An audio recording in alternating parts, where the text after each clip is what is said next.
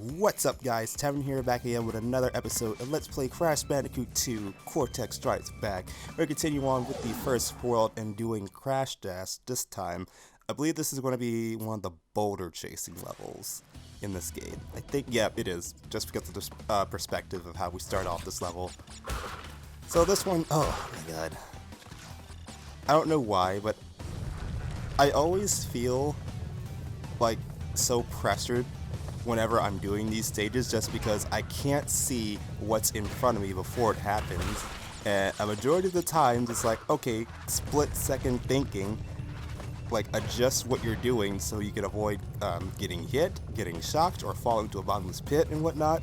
There's mines everywhere. Thankfully they don't kill you, they just slow you down a bit, but it's just mostly you having to catch yourself while you're doing this, and sometimes it's a lot more easier said than done because of the reaction time you need to have, and, you know, trial and error too, because sometimes while you're going through here it's like, alright, I have to remember at this point, once I go through this a second time, I need to jump over this impending edge that's about to come over me, otherwise I'm going to fall straight into it, because that happens a few times during this level. And there's also going to be a secret pathway right over here where that boulder fell. If you jump into that little hole over there, it will take you to a secret entrance for another level. But yeah, I'm just going to go ahead and avoid that bonus level just because I don't feel like doing it, and I want to finish this as quickly as I can. And plus, you're not missing a whole lot either. It's just going to be me having to cut out some other footage of failed attempts and whatnot. But other than that, like, I do highly recommend 100%ing these games if you can. Like, it is stressful at times, but like once you get the hang of it, it's so simple to do. At least in terms in this game. In the first one, that was a pain in the ass to do when it came to the colored gems. But once you got through that little like milestone right there, it's like, alright, it's all smooth sailing from here. He thought before he actually started doing the rest of the work and figured out he was completely wrong and that he hated his life entirely. Yes, I am speaking from experience because that was a bitch to do too. But, oh my god, I need to calm down a bit. It's over. It can't hurt you anymore. Thankfully, that's the end of this stage. It wasn't as bad as before. Just like how I showed at the end of Crash Bandicoot 1 with my stats in terms of boxes missed, how many deaths I had in the game, and overall time. I will be doing that again too at the end of this Let's Play. However, this one is going to be a bit more in-depth than the last one was. This time I will show you guys individual stats, like how many times I died per episode, so you can see which episode I did the best in and which one I did the worst in. So, just like Rip said at the end of Crash Bandicoot 1, Ripperoo went to college and got a degree. So he is a doctor now. And as you can see by his getup, he is doing very well for himself. He even has a few Crash Bandicoot books inside his library. So what we want to do for Ripperoo is avoid the areas where there's going to be explosions that he sets out from the red ones, and then when he does his nitro jumping craze, you want to find a good spot that'll be basically all to yourself where he won't get you. It's all an upset pattern, so if you just follow what I'm doing right here, you'll avoid taking the hits. And as soon as the nitro crates blow him up, he will be susceptible to being hit, and you just want to spin into him in order to do damage. And as the fight progresses, his appearance will slightly change, so I need to move to the other side. I don't know why I waited there for so long. So now his hat's gone, and you can see his long and flowing hair, which is surprisingly long that I thought it would be. So go ahead and get another hit in. Alright, so now for some reason he put the hat back on. I guess because he felt like he was losing his, you know, his suave nature without having it on there. This one was a bit like hectic in terms of the spacing. I thought I was easily going to get hit by one of those, but thankfully I was safe. Towards this latter half over here, you want to be cautious of where he's going to be at. So about this good of a distance, you'll be fine. Spin into him one more time, and that's the end of Dr. Ripperoo. All that college didn't do much in terms of increasing his physical strength, since we were able to overcome him quite easily again. Thankfully that waterfall bullshit didn't happen.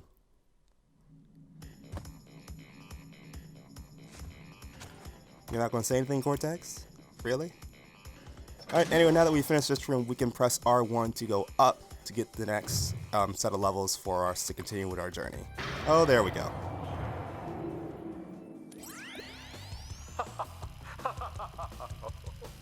I see that Ripperoo failed to prove much of a challenge yet again. But back to business. There are crystals to be gathered, 20 to be exact. The planets will align shortly, all 13 of them, and this will create a power great enough to rip the Earth apart. Properly utilized, however, the crystals can absorb and contain the energy. Crash, is that you? I've been looking everywhere. I don't have much time to tell you this. You have to be careful. Trusting Cortex seems a little unwise, Crash. I can't keep the data path open much longer. Crash, you need to... I wonder how she's like hacking into their systems without her laptop. But anyway, once we get to the second set of worlds, that's where we're going to be able to interact with Coco to use her time machine, so she's able to join us on our adventure, because I like to include Coco in this as well. So let's go ahead and give her some limelight and take on Snowbiz as Coco Bandicoot. Oh, also, a little bit of trivia I forgot to mention in the last game too, that still applies to this one. In the manual and the wiki for Crash Bandicoot 1, during Tana's imprisonment, while she was locked up, she did try a few times to try to escape. That's why you see her every now and again, or that's why you always see her in the bonus stages until Cortex takes her away. But another thing that she did while she was there is try to reason with Dr. Embryo to actually get him to turn against Cortex and stop, you know, his experiments, so he would stop trying to conquer the world. And for the most part, she did get through to him a little bit, and then you can really see the results of that in this game when he is so hell-bent on, like, you know, not trying to follow Cortex anymore and do his own thing and not trying to, like, destroy the world, which is why he's trying to actually beat Cortex. That's mostly, in fact, due to Tana's, you know, kind of guidance, trying to be his conscience and whatnot to get him to change his ways, which does happen back and forth throughout the series. Sometimes he's evil, sometimes he's not. We have an on and off friendship, I should say, where sometimes he wants to help us and other times he wants to kill us. But for the most part, he is like one of my more favorite of the N-type villains, because now his replacement in the series is going to be Engine, who's going to be like the rocket-headed little guy we saw in Crash Bandicoot 4. This was his first appearance in the series when he takes over as Dr. Cortex's assistant, core assistant I should say, to help him with his experiments and whatnot for world domination.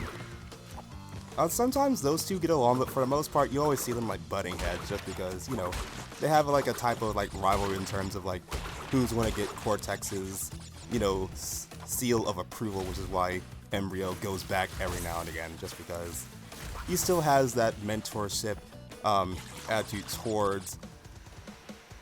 towards Cortex, and that's why he helps him every now and again. And one of my friends from work is trying to call me. I'm sorry. I will message you back, Ryan, as soon as I am done with this. I promise.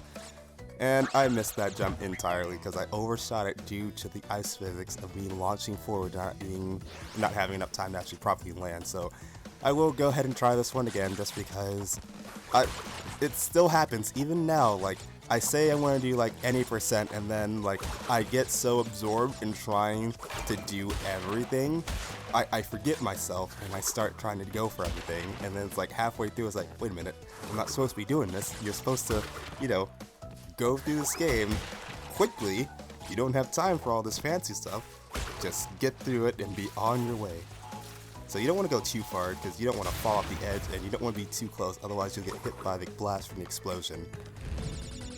And this one has a lot of boxes into it. In fact, this one has, I want to say, like one of the highest totals that you need in order for like boxes destroyed. But in order to get all the boxes for this level, you actually need to open up a secret pathway in a different world in order to start off from a different section to collect the remaining boxes I'm going to miss in this stage.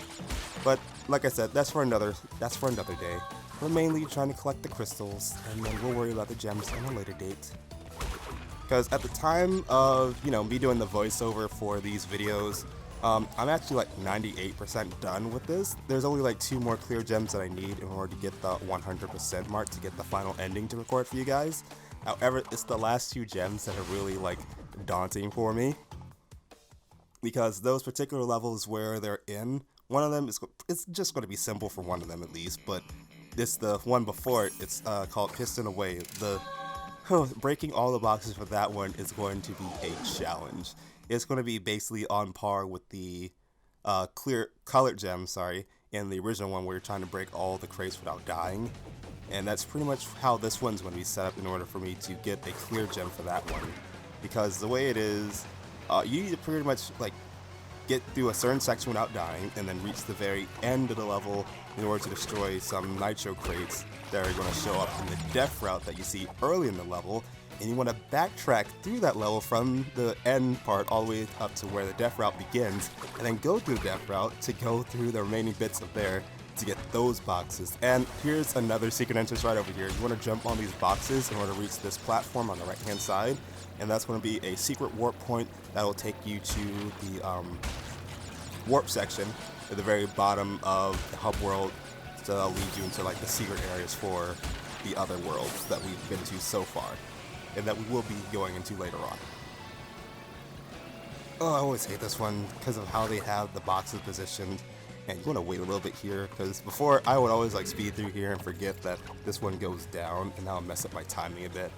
So take your time. Sometimes it's good to rush, sometimes it's not, unless you're trying to get, the time trials, of course, then rushing is what you need to do. But we're trying to take our time. Just be relaxed, be serene. This game will get me mad enough sooner or later, so let's just be chill until it's time to lose my shit. And then I will lose it gracefully. But thankfully this stage is not one of those ones that I have to worry about being too difficult. It's like really simple. And of course we need to collect all these Wumpa fruit too, because I want to get as much lives as I can moving on, because they are going to be gone towards the end of this playthrough. Like, one of the core stats that I saw that I did better in this game compared to 1 is my death counter. That was a lot better. However, the one that I did worse in, I kind of missed a bit more crates, even though like literally like this was the game that I did the most in. Oh, as you can see on the left hand side, there is a little platform with a skull and crossbones on there. That was the death route that we are able to do in order to get a clear gem of reaching that part of the level without dying. And if we go through there, it'll take us to a different section where there will be a little challenge for us to complete in order to get the clear gem at the end of the route. And going from there, it will take us back over to where we started from over here in order to get to the ending. And for the most part, that's it. There aren't any boxes in this particular death route, so we don't have to worry about doing that one in order to get all of the boxes. Like I said before, this one has a secret entrance going into it that'll net you those boxes that we missed in order to do it. But again, I won't be really showing those off just because I'm on a bit of a time constraint. And there's a little trophy and achievement for jumping on Polar over here. By jumping and slamming down into him, you'll get a bunch of lives. However, I think it's like a one-time use thing only, like per game, or per like system, I should say, because I did it in my original file, but when I went to go start the separate one to do it, it won't let me do it again. So I think it's just one per thing because I can't do it again.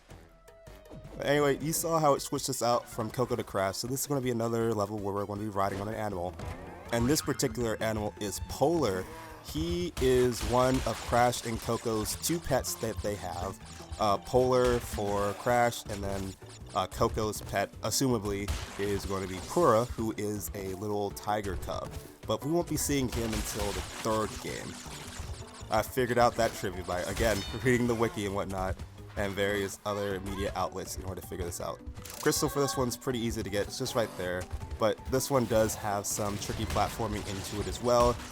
Much similar to Hog Wild, where you want to maneuver yourself to get these boxes. I find playing these particular levels are a little bit more easier for me to collect the boxes in, using the directional buttons instead of the analog stick, just so I can be certain that, where I'm going, like I won't veer over to the left or right on accident by slightly tilting the analog stick in a certain direction. And I should have hopped to the left hand side, not the right, because that led to a death. But it's fine, just fine. Thankfully, I haven't missed that many crates, but I already know I'm not going to get the clear gem for this one, just because I feel like I already missed some. I missed another one there, too. But for the most part, you want to avoid hitting the statues and the whales, because they will kill you, and of course, falling into the water. And at the very end of the level, when it tosses you over here, you want to hit that green box over here to destroy the nitro crates that were present, so you can get your clear gem. So yeah, I missed 2, so not the end of the world. It's just annoying to get all of them all in one go.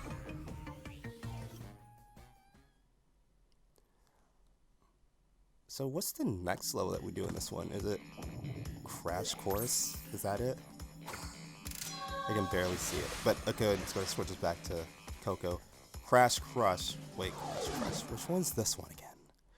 I don't remember. Is another like boulder chasing one? Yeah, I think it is. Yeah, it is. Okay.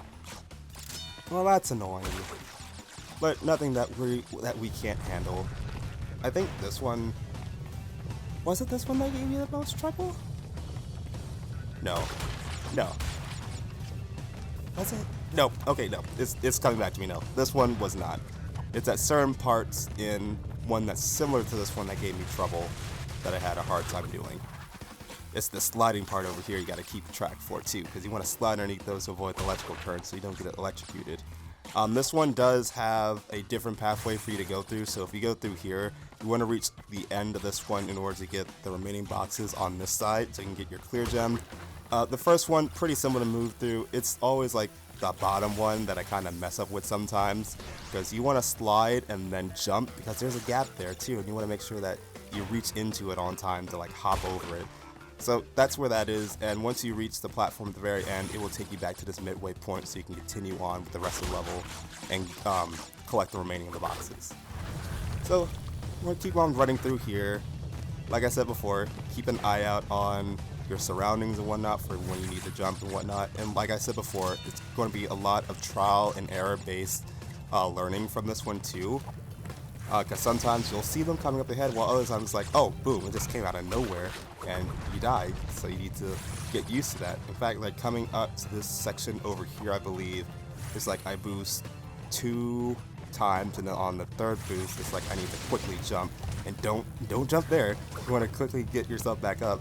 You're able to regain some speed if you slide and then jump again.